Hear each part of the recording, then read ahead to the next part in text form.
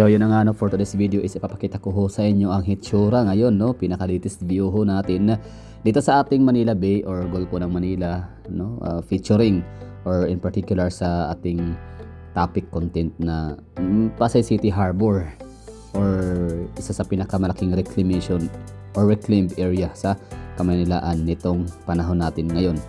And sa mga hindi nakakaalam, itong reclaimed area or itong Pasay City Harbor dito sa Pasay City ay umaabot siya no ng lawak na 160 hectares.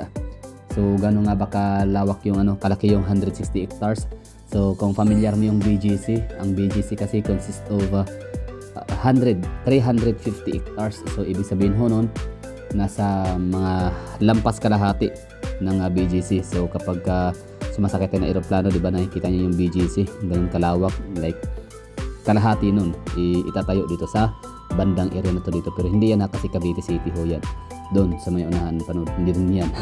Anyway, so yun know, ang 160 hectares na reclaim ngayon sa may Pasay City is pagmamay-ari siya, or tawaging Pasay City Harbor ay pagmamay-ari or develop by Udina Corporation na pagmamay-ari ng mga Uy family na siyang nagmamay-ari ng Phoenix Family Mart, nagmamay-ari ng dito telecommunication, and China Harbor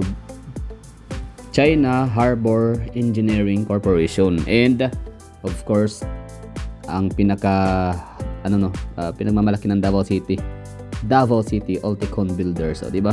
Ulticon Builders is taga Davao ho yan. Sila ho yung gumagawa ngayon ng aming coastal road bridges dito sa Davao City, particular dyan sa may Magsaysay Park no, sa may Santa Ana Junction.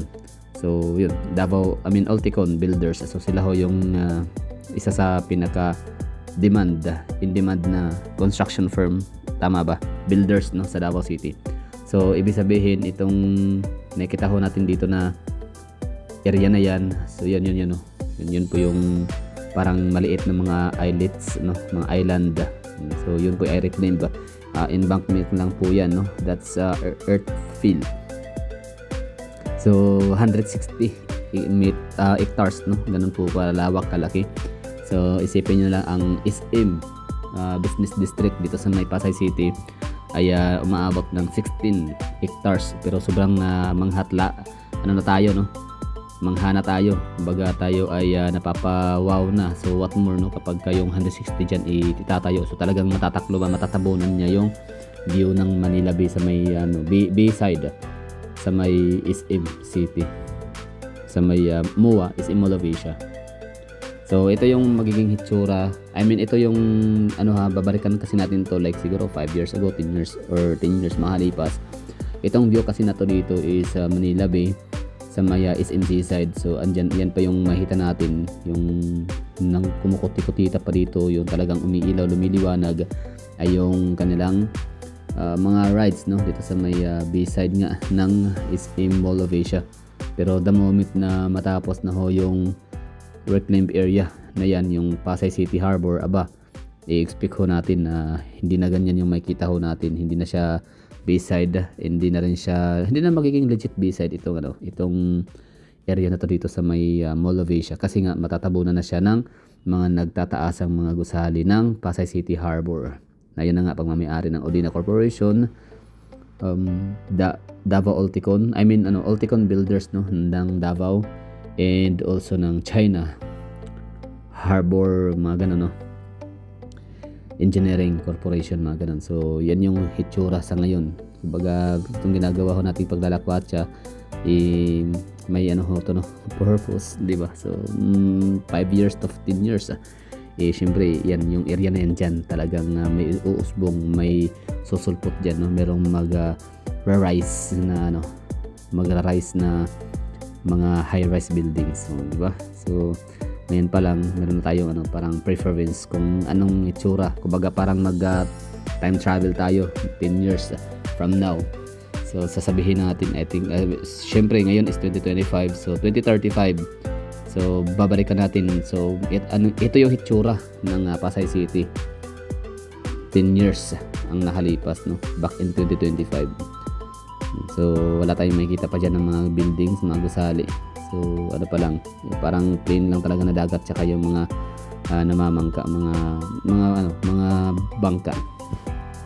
If ever na ikaw ay kagaya ko, no, or meron kang talent gaya sa akin, talent means hobbies kumbaga, no, na every time na pumupunta ka sa isang lugar, hilig mo talagang tumitingin-tingin sa mga paligid-ligid, tumitingala sa mga high-rise buildings, sa mga gusali, yun, tumitingin sa kapaligiran, no. So, ito yung makikita ho natin ngayon.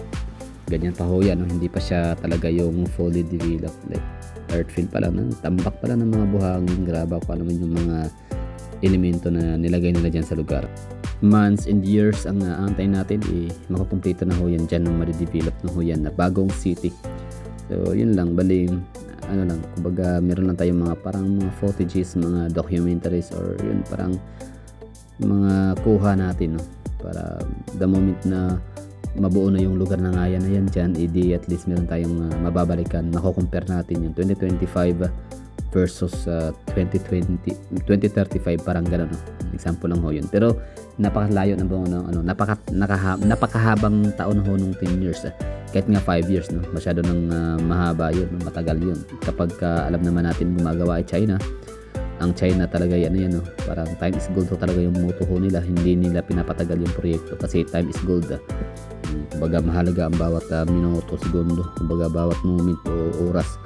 Kaya as soon as possible ginagawa na yung trabaho, yung mabilis at pulido, parang ganun.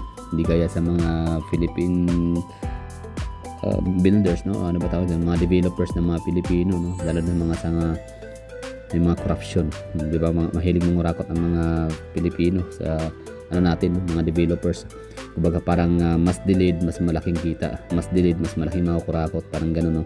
Kaya nga dito sa Pilipinas nauuso yung delaying tactics. Kasi nga kung gusto mo ng rush, hindi ba kuha nyo, pansin nyo, kung gusto natin ng rush, magbayad tayo ng mas malaki. So sa China hindi uso yung ganun. Kapag walang rush, walang delay, dapat lang talaga mabilisan ang paggawa. So yun, mga taon lang, no? Mga siguro 1, 2, 3, 4 na taon, walang fully developed yung lugar na yan dyan. Yes, yung lugar na yan na nakikita ho ninyo na sinazoom in ho natin, yan po yung reclaimed area sa may Pasay City Harbor kung tawagin. Kita nyo yan? Di ba? So the moment na ma-develop yan, hindi na natin makikita masyado itong hindi tayo mapapansin itong Okada Manila, tsaka yung SM Business District kasi nga may dambuhalang reclaimed area. Ibig sabihin para siyang BGC, Business District. So yun lang, no? Sana nagustuhan nyo. Wala lang, baga share ko lang at meron tayong footages na nakuha na medyo mas up close compare sa ating mga previous videos. Thank you for watching.